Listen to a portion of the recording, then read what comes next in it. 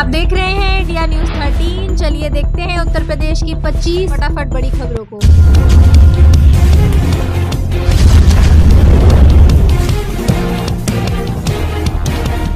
UP के सभी DM को हर महीने करना होगा ये काम। योगी सरकार ने जिलाधिकारियों को जारी किए निर्देश। यूपी के जिलाधिकारियों को हर महीने विधिवत अपने जिले में लंबित चकबंदी मामलों की समीक्षा करनी जरूरी होगी। साथ ही की गई कार्रवाई के बारे में चकबंदी आयुक्त को रिपोर्ट भेजनी होगी। साथ ही ऐसे जिले जहां चकबंदी के मामलों में कोर्ट से स्टे है, उन मामलों में त्वरित और प्रभावी पैरवी कराई जाएगी। योगी सरकार के निर्देश के बाद प्रदेश के चकबंदी आयुक्त भानुचंद्र गोस्वामी ने सभी जिलों के डीएम को यह आदेश भेजा है।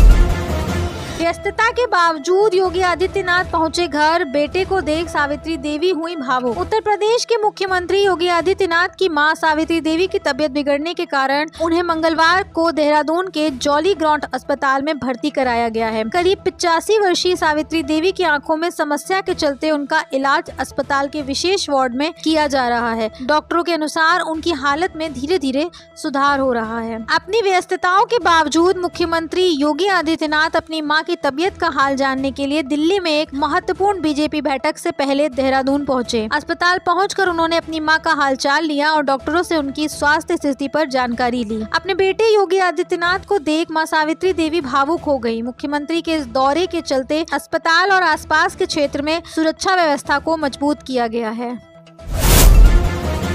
यूपी की इन रेलगाड़ियों का बदल जाएगा समय। शामिल होंगी 2 नई वंदे भारत, जाने कब से। हर साल जुलाई से नया टाइम टेबल लाने वाले रेलवे ने पहले अक्टूबर का प्लान बनाया। अब अक्टूबर के पहले सप्ताह लागू की जाने वाली ट्रेनों की नई समय सारिणी को रेलवे ने एक बार फिर से 3 माह के लिए आगे बढ़ा दिया है। हर बार जुलाई के पहले सप्ताह से नई समय सारिणी आरम्भ की जाती थी, अब इसे भी आगे बढ़ा दिया गया। नई समय सारिणी में बरेली मुंबई वंदे भारत स्लीपर, सहारनपुर प्रयागराज वंदे भारत एक्सप्रेस का रास्ता साफ हुआ। जानकारी के अनुसार ट्रेनों के आवागमन का समय 1 जनवरी से बदल जाएगा। वहीं मेरठ लखनऊ वंदे भारत एक्सप्रेस के समय में भी बदलाव हुआ। बरेली होते हुए सप्ताह में 3-3 दिन बरेली मुंबई वंदे भारत स्लीपर और सप्ताह में 6 दिन सहारनपुर प्रयागराज वंदे भारत एक्सप्रेस भी आरंभ की गई है। रेलवे सभी जोन और मंडलों में अमृत भारत एक्सप्रेस, वंदे भारत स्लीपर ट्रेनों के परिचालन को लेकर समीक्षा कर रहा है। बढ़ते कोहरे को देखते हुए रेलवे ने 1 दिसंबर से 28 फरवरी तक 14 नियमित ट्रेनों को रद्द कर दिया। यूपी सरकार बेरोजगार युवाओं को देगी रोजगार। उत्तर प्रदेश सरकार के द्वारा बेरोजगार युवाओं को रोजगार देने के लिए यूपी रोजगार पंजीकरण प्रक्रिया शुरू की गई है। इस पंजीकरण प्रक्रिया के माध्यम से बेरोजगार रोजगार हेतु पंजीकृत कर सकते हैं, जिससे उन्हें सरकार द्वारा सेवा योजन पोर्टल के माध्यम से रोजगार दिया जाएगा। दरअसल उत्तर प्रदेश सरकार के द्वारा युवाओं को रोजगार देने के लिए सेवा योजन पोर्टल की शुरुआत की गई, जिसके माध्यम से युवाओं को उनकी शिक्षा के आधार पर रोजगार दिया जाएगा। इस लेख में हम आपको यूपी रोजगार पंजीकरण से संबंधित जानकारी देने वाले हैं। यूपी रोजगार पंजीकरण के लाभ। यूपी रोजगार पंजीकरण के माध्यम से युवाओं का रोजगार हेतु रजिस्ट्रेशन हो जाएगा। इससे युवाओं को रोजगार मिलने की संभावनाएं बहुत अधिक हो जाएंगी। इसी के साथ सरकार द्वारा कराई जाने वाली कर्मचारी रोजगार भर्ती में पंजीकृत उम्मीदवार को वरीयता दी जाएगी। सरकार सरकारी एवं प्राइवेट कंपनियों में उम्मीदवारों को रोजगार दिलाएगी। लो कट गया कलेश। अब 26,000 रुपए हो जाएगी बेसिक सैलरी। दिवाली से पहले मिली दोहरी खुशी। पारी सीजन चल रहा है, सरकारें जमकर जनहितकारी योजनाओं की घोषणाएं कर रही हैं। ऐसे में बड़ी जानकारी हाथ लग रही है। सूत्रों का दावा है कि सरकार इस दिवाली पर वर्षों पुरानी मांग को पूरा करने जा रही है। जी हाँ, जानकारी मिल रही है कि अब सरकार बेसिक सैलरी में इजाफा करने वाली है। अभी तक कर्मचारियों के बेसिक सैलरी के तौर पर 18,000 रुपए दिए जाते थे। सूत्रों की माने तो बेसिक सैलरी में पूरे 8,000 रुपए का इजाफा होना तय है। यानी अब सभी केंद्रीय कर्मचारियों की बेसिक सैलरी 26,000 रुपए होने के पूरे चांस हैं, क्योंकि बजट के दौरान सरकार ने 8वें वेतन आयोग की बातों को सिरे से खारिज कर दिया था। Unified payment interface. यूपीआई करने से पहले बंद करें ये ऑप्शन, वरना खटाखट खाली होगा अकाउंट। आजकल लोग इलेक्ट्रिसिटी, वाटर, गैस, इंटरनेट जैसी आवश्यक सेवाओं के लिए भी यूपीआई का इस्तेमाल कर रहे हैं। इन सेवाओं का बिल हर महीने भरना होता है, इसलिए बहुत से लोग अपने पेमेंट को आसान बनाने के लिए यूपीआई ऑटो पे एक्टिव कर लेते हैं। यूपीआई ऑटो पे एक ऐसी सुविधा है जिससे आपके मासिक बिल अपने आप कट जाते हैं। फोन पे यूपीआई ऑटो पे कैसे डीएक्टिवेट करें? सबसे पहले फोन पे ऐप में जाएं और अपनी प्रोफाइल पर क्लिक करें। यहाँ आपको पेमेंट मैनेजमेंट सेक्शन दिखाई देगा, इस पर क्लिक करें। इस सेक्शन में आपको ऑटो पे का ऑप्शन मिलेगा। ऑटो पे पर क्लिक करने के बाद आपको दो ऑप्शन दिखेंगे, पॉज और डिलीट। अगर आप अस्थायी रूप से ऑटो पे रोकना चाहते हैं तो पॉज पर क्लिक करें, वहीं हमेशा के लिए ऑटो पे बंद करने के लिए डिलीट का विकल्प चुनें।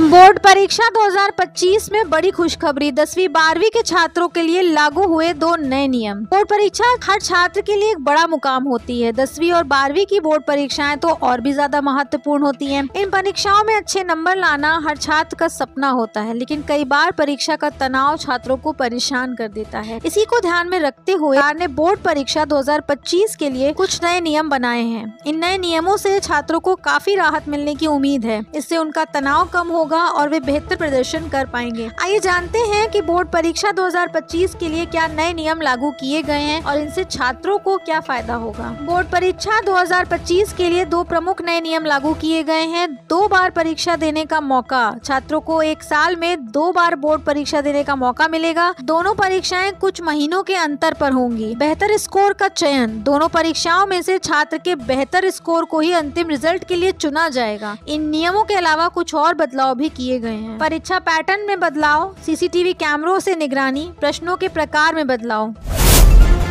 लॉरेंस बिश्नोई गैंग का वेस्ट यूपी में बड़ा नेटवर्क, बाबा सिद्दीकी की हत्या के बाद अलर्ट पर पुलिस। बाबा सिद्दीकी की हत्या के बाद एक बार फिर चर्चा में आए गैंगस्टर लॉरेंस बिश्नोई का वेस्ट यूपी में बड़ा नेटवर्क है। यहाँ के रहने वाले कई अपराधी लॉरेंस गैंग के साथ काम करते हैं। साथ ही बाकी राज्यों में वारदात करने के बाद कई अपराधियों ने वेस्ट यूपी में ही पनाह ली थी। लॉरेंस बिश्नोई के कुछ शूटर के मेरठ के फर्जी पते ही पर पासपोर्ट बनवाए गए। इसके अलावा हाल ही में यूपी एसटीएफ की मेरठ यूनिट और दिल्ली पुलिस स्पेशल सेल ने 19 सितंबर को ही मुजफ्फरनगर के खतौली में लॉरेंस गैंग के 2 शूटर को दबोचा था। महाराष्ट्र के पूर्व मंत्री बाबा सिद्दीकी की दशहरे की रात मुंबई में हुई हत्या के बाद लॉरेंस के नेटवर्क को लेकर पुलिस अलर्ट पर है। यूपी के ग्रामीणों को भारत सरकार से मिला बड़ा तोहफा, अब मुफ्त मिलेगी बिजली। 85 गांव की सूची हुई तैयार। उत्तर प्रदेश में ग्रामीण इलाकों में रहने वाले लोगों के लिए बड़ी अपडेट सामने आई है। देश को केंद्र सरकार की तरफ से बड़ी सौगात दी गई है। यूपी नेडा के अधिकारी को पंचायत राज विभाग ने 5000 से अधिक लोगों के 85 गाँव की सूची दी है। चयनित गाँव में हरित और स्वच्छ ऊर्जा को बढ़ावा देना, ग्रामीणों को अपनी विद्युत आवश्यकताओं को पूरा करने में आत्मनिर्भर बनाना, प्रत्येक घर में सोलर होम सिस्टम और आधारित जल प्रणाली और कृषि के लिए सौर पंप लगाना।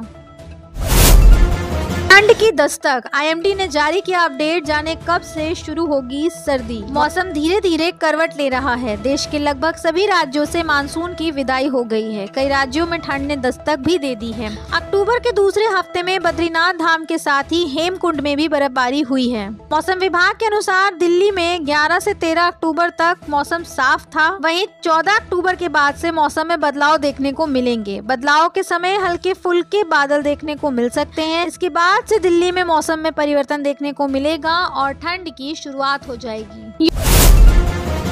योगी सरकार बेटियों को दे रही 2 लाख रुपए, आप भी जल्दी करें पंजीकरण। सरकार द्वारा लगातार नई योजनाएं चलाई जा रही हैं। ऐसे में सरकार ने एक बार फिर से एक नई योजना की घोषणा की है। अब सरकार ने इस योजना की घोषणा की है कि जिसके तहत सरकार बेटियों को 2 लाख रुपए देने जा रही है। जिस योजना के तहत उत्तर प्रदेश सरकार बेटियों को इतना पैसा दे रही है, उसका नाम सरकार ने भाग्य लक्ष्मी योजना रखा है।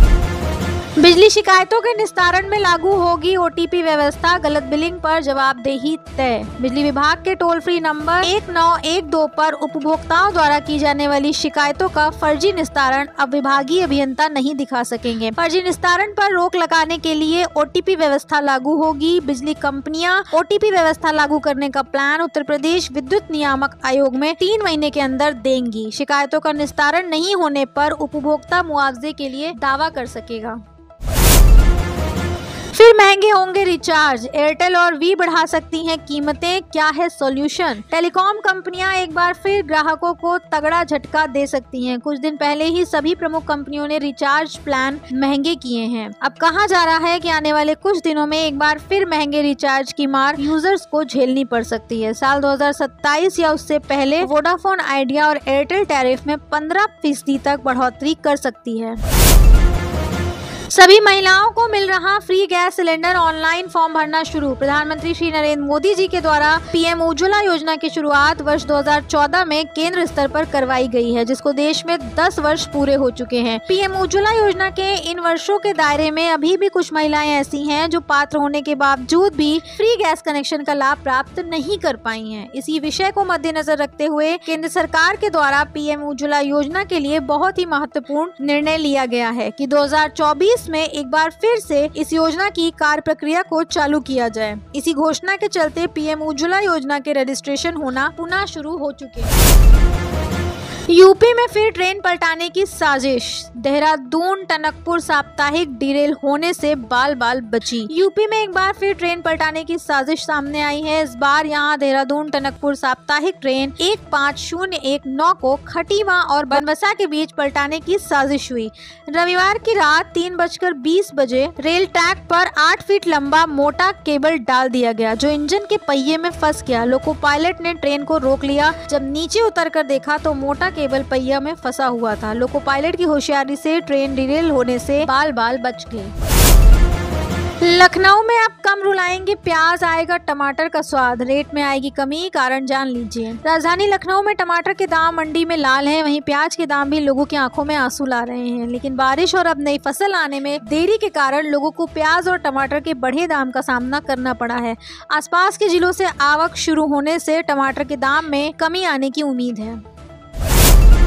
सोमवार को बदले गए पेट्रोल डीजल के रेट, फटाफट चेक करें यूपी के हर शहर का दाम। ऑयल कंपनियों ने सोमवार सुबह 6 बजे ही पेट्रोल डीजल के ताजा रेट जारी किए। यूपी में पेट्रोल औसत 95.3 रुपए लीटर बिक रहा है, वहीं डीजल औसत कीमत 87.8 रुपए प्रति लीटर बिक रहा है। आइए जानते हैं उत्तर प्रदेश के हर एक जिले में फ्यूल के दाम कैसे तय होते हैं। पेट्रोल डीजल के रेट, दरअसल कच्चे तेल की अंतर्राष्ट्रीय कीमतों के हिसाब से भारत में पेट्रोल डीजल के रेट तय किए जाते हैं। ईंधन की कीमतें हर रोज सुबह बदलती हैं। विदेशी मुद्रा दरों के साथ अंतर्राष्ट्रीय बाजार में क्रूड की कीमत के आधार पर रोजाना पेट्रोल और डीजल की कीमतों में बदलाव होता है। ऑयल मार्केटिंग कंपनियां कीमतों की समीक्षा के बाद रोजाना पेट्रोल और डीजल के रेट तय करती हैं। इंडियन ऑयल, भारत पेट्रोलियम और हिंदुस्तान पेट्रोलियम रोजाना सुबह 6 बजे पेट्रोल और डीजल की दरों में संशोधन कर जारी करती हैं। आज के ईंधन के दाम। Lucknow petrol diesel price in Lucknow. Petrol 94.56 रुपए, डीजल 87.66 रुपए।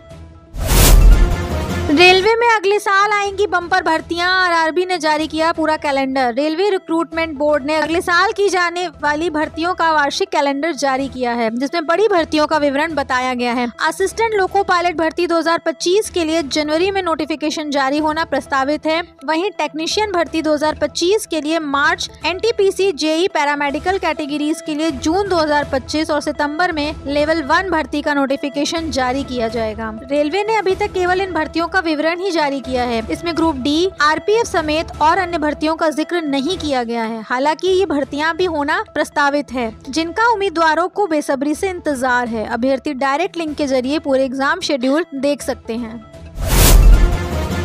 और पीसीएस भर्ती परीक्षाओं की फ्री कोचिंग कराएगी यूपी की ओपन यूनिवर्सिटी। उत्तर प्रदेश राजर्षि टंडन मुक्त विश्वविद्यालय प्रतियोगी छात्र छात्राओं को सिविल सर्विसेज की तैयारी कराएगा। मुक्त विश्वविद्यालय संघ लोक सेवा आयोग और उत्तर प्रदेश लोक सेवा आयोग की ओर से आयोजित की जाने वाली भर्ती परीक्षाओं की तैयारी के लिए 6 माह का सर्टिफिकेट कोर्स शुरू करेगा। विश्वविद्यालय प्रशासन ने इसके लिए तैयारी शुरू कर दी है। इससे यूपीएससी और यूपीपीएससी की ओर से आयोजित होने वाली सिविल सेवा भर्ती परीक्षा की तैयारी कर रहे अभ्यर्थियों की राह आसान होगी। सीनियर सिटीजन कार्ड कैसे बनेगा, जाने पात्रता, आवेदन प्रक्रिया और दस्तावेजों की पूरी जानकारी। बुढ़ापे में आर्थिक सुरक्षा और सामाजिक सहायता बहुत महत्वपूर्ण होती है। भारत सरकार ने वरिष्ठ नागरिकों के लिए कई योजनाएं और लाभ शुरू किए हैं। इन सुविधाओं का लाभ उठाने के लिए सीनियर सिटीजन कार्ड एक जरूरी दस्तावेज है। यह कार्ड 60 वर्ष या उससे अधिक उम्र के लोगों को जारी किया जाता है और इससे उन्हें कई तरह की रियायतें और सुविधाएं मिलती हैं।